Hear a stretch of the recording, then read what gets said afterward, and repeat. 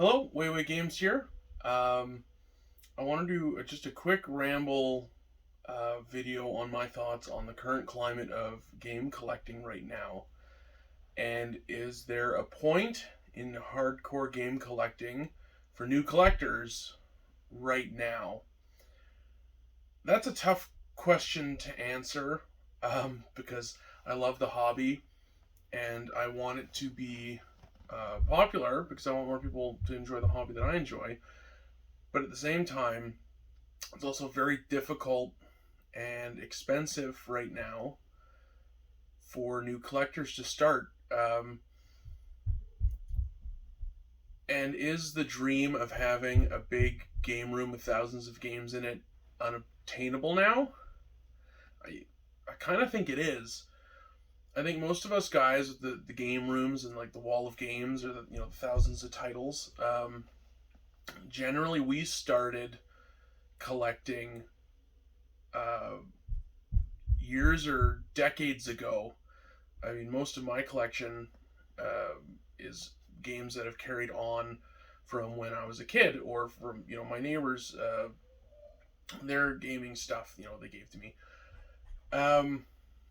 and a lot of it was thrift shops, garage sales, and pawn shops. But are those viable options anymore for game collecting? I don't really know. Um, we'll start with garage sales because I think the days of going out in a garage sale tour and finding a big box, with a Nintendo 64 and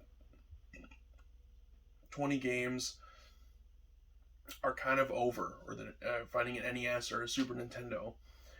I think most people by now have cleared those out of their homes, or um, or they've been scavenged by game collectors who ask at every garage sale, like I do. Do you have any video games? I found some pretty good scores in the past just asking that question. They'll have nothing but housewares and stuff outside, and you say, "Do you have any video games?" And sometimes it's like, "Yeah, but they're old, and I don't think anybody would be interested in them." So I've gotten some scores like that, but it's less and less. I don't really even go garage sailing anymore. Not only due to time, but when I was hardcore garage sailing every Saturday, I just wasn't bringing home anything interesting. There are still games out there, um, but it's a lot of the newer generation stuff. Uh, Both the oldest generation I find nowadays is original Xbox, PS2, and very rarely GameCube stuff. Like that sixth generation is kind of the old stuff that people have held on to until this point, where the previous generations just rare and rare, and you're not really, in my opinion, going to be finding that very often. I mean, they're still out there. You might hit a garage sale and leave with a big box of N64 stuff or Super Nintendo stuff. It's definitely possible, but it's not what it used to be. Like every garage sale season, 10 years ago, I got complete in box NESs. Uh, I had an Odyssey 2 in complete in box. I found a bunch of rare stuff like that people, were just throwing away in the trash basically at these garage sales. But those days are kind of over. The majority of stuff you're going to find in garage sailing, and I'm going to wrap up the garage sale thing here soon, is Xbox 360, PS3, and now PS4 and Xbox One stuff. Um, Sometimes a good deal, sometimes not, but that's the majority of stuff you're going to find. I'll go into thrift stores now, and my current issues with game hunting at thrift stores. Again, even 5 years ago, you'd get GameCube, Super Nintendo, N64 games rarely, but they did happen at $3.99 a game, because they just slapped the generic game price tag on whatever came in and ship it out. Nowadays, there's somebody at all these thrift stores who knows the value or knows how to look up the approximate value of retro video game stuff. So most of the time, when a cool game shows up or console shows up at a thrift store like Value Village, the Sally Ann's, like Salvation Armies, they're all priced for eBay prices, maybe a bit cheaper, but generally you'd have better luck with eBay with the prices they're asking, because at least you have a money back guarantee. With thrift stores, once you bought it, it's yours. Some of them will do a trade in for store credit, but that's not a good value for collecting. You know, if I bought a Sega Genesis from a Salvation Army for $30 a couple years ago, not a bad deal. And I brought it home and it didn't work. And I do modding and repairs for consoles, so I thought, not a big deal. I'll figure it out, and I could not figure it out. I think I narrowed it down to I just needed to replace the whole pin connector on the motherboard. And it was just more effort than I wanted to put into it, so I just scrapped the console, used it for parts, and that was that. But there's no refund.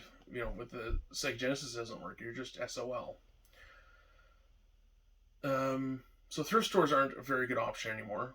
The only thing I go there for nowadays is looking for big box PC stuff, because those still go for really cheap. Because the PC gaming hobby is not as huge as the regular retro game collecting. So you find a lot of big box PC games. I say a lot. I mean a couple. I find a couple every month with fairly frequent stops. But as for other retro stuff, like, you're just not finding anything. I was lucky to find a copy of GoldenEye on the N64 for $15 a couple weeks ago. That was the best retro score I've had in years at a thrift store. One game for slightly less than what it is on eBay. And the other way I generally collect is I just ask friends and family, hey, do you have any old video games? Sometimes people have them in the basement, wherever, just like the garage sailors, and I've gotten a lot of scores that way. So always ask. Don't be pushy or annoying about it. Just be, bring it up conversationally. Hey, do you happen to have any old video games? I enjoy collecting them. Offer some money for it. That can't hurt, right? Or if they're going to give them to you for free, cool beans. That's probably my preferred way of collecting right now, is just asking acquaintances and friends, throwing them a fair amount of cash for what they're selling me, and moving on from there. But I don't recommend collecting from eBay, except for a couple titles or hard to get items that you really want to play, like right now. Like the last game I ordered from eBay was a while ago, and it was Evil Dead Fistful of Boomstick on the PlayStation 2. I just really wanted to play through it, so I went on eBay, paid the $30 or $40, whatever it was, and got it. And then Doom 3 for the PC, because I built a Windows XP computer just to play Doom 3, so I had to order that from eBay. Otherwise, you're going to be paying way more than you should be for retro gaming. eBay charges a premium for when you sell things. You've got shipping costs, so all the prices are a little more inflated on eBay than they would be other places. Good thing about eBay, though, they do have money back guarantee. So if somebody sends you a fake cart when they said it was an authentic cart, then eBay will have your back. You can send it back. You'll get a refund. Your money is safe on eBay always. They're really good about it. They really want to protect the buyer. So I wouldn't worry about eBay. Don't think it's less reliable. Just make sure you're reading the descriptions very thoroughly. You're looking at all the photographs thoroughly, and you can send them messages. You can direct message sellers with any questions or concerns you have about an item that they're selling. Most folks are happy to let you know. Like, I sell the odd thing on eBay. I'm not a reseller or anything, but I'll get duplicates of games sometimes, and I'm going to go to eBay and sell it there. And I'm always super communicative and nice to people when they're buying from me, because I don't want to I don't want to scam anybody, and most sellers don't either. There are scammers out there, but eBay's got your back, your money's safe. So I recommend eBay over the next place you can get retro games, is actual game selling websites. I made a video on DK Oldies. I would never recommend buying from them. Um, there's Lukey Games, which I've heard is okay. I've never ordered from them personally, but I know people have ordered from them, and they're pretty rock solid. Their prices are eBay equivalent, so you're not getting good deals, but you're not getting ripped off like with DK Oldies. Well, those are the only sites I can think of off the top of my head. And then there's mom and pop game stores and pawn shops, and I'm combining those two into a category: the mom and pop brick and mortar game store and the pawn shop, because they both more or less do the same thing with games. At least in my city, the games all have a return policy of a couple of like 15 or 30 days if they don't work. Mostly they're tested, and I've been to brick and mortar game stores like the mom and pop shops, and the prices are generally a little high. But I'm fine supporting a local business every once in a blue moon, if something catches my eye, even though I know I'm paying more than I could get it even on eBay sometimes. But they've got overhead costs, and they got to keep the lights on, they got to pay rent for the month. I get it, so I don't mind buying the odd game from mom and pop game stores. Support locally before you choose anywhere else. And pawn shops also know the value of games, and they've usually got a pretty good selection because they're buying it all up now. So pawn shops can also have good deals, especially on if you're trying to collect for Xbox, PS2, Xbox 360, PS3. For the more generic titles, most of them are trying to give them away, like $5 a pop, or all the thrift stores in my town either have 30% off on games excluding retro games, like Xbox and all the ones I mentioned, or it'll be buy two, get one. So I went and bought 9 Xbox 360 games just to fill out some of the series that I already had. I got 9 games and I paid $37. That's a pretty good deal. And if you want a big gaming collection, you could just do the more modern 7th and 8th generation stuff. That's fine. There's lots of amazing games. If you were to pick one console, I'd go with the 360. It's got a fantastic library. I love the controller. The consoles are dirt cheap. They're everywhere.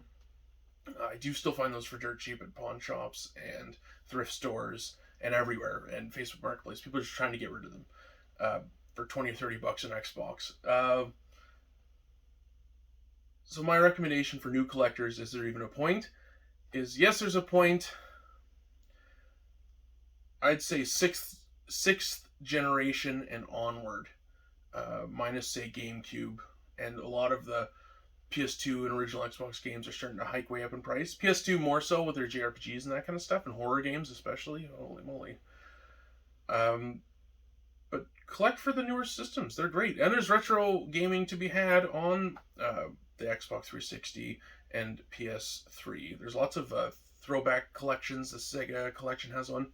I just bought Splatterhouse for the Xbox 360 at a mom and pop mortar store. That was the last time I went to when I got one of theirs. Because it had not only the new game, which is pretty fun, but it also includes Splatterhouse 1, 2, and 3, which are also very expensive games if you were to buy them for the original hardware.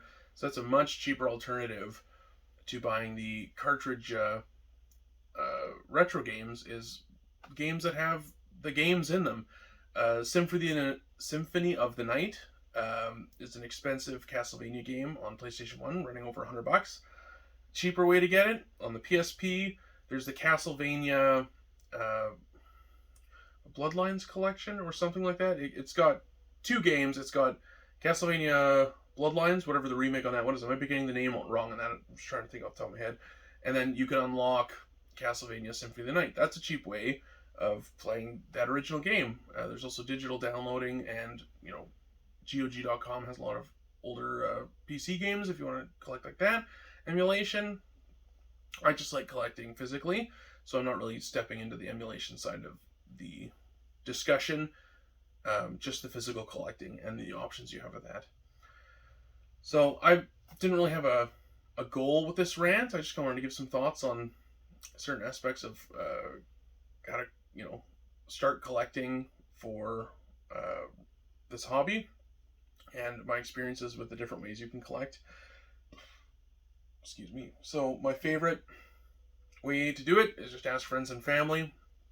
Generally, you get some good hauls, and uh, you know, it's people you know, so it's always a better interaction than strangers.